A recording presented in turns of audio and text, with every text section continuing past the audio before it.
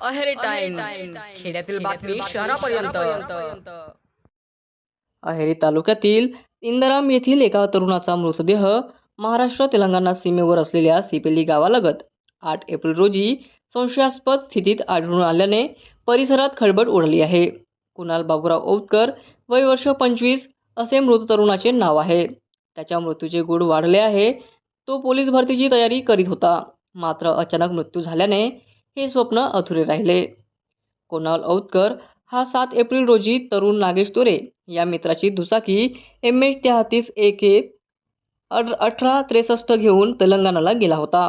8 April रोजी तेलंगणातील सिपेली गावच्या शिवारात त्याचा मृतदेह आढळून आला.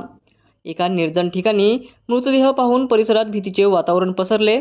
स्थानिक नागरिकांनी तातडीने याची माहिती पोलिसांना दिली. मृतदेहाची उत्तरीय तपासणी तेलंगणा राज्यातील मानेपल्ली येथे केली. त्यानंतर मृतदेह इंदराम येथे पाठवण्यात आला.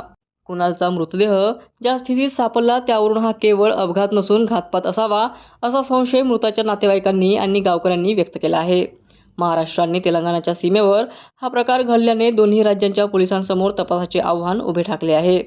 घटनेची माहिती मिळताच तेलंगणा पोलिसांनी घटनास्थळाचा पंचनामा करून मृतदेह उत्तरीय तपासणीसाठी पाठविला आहे.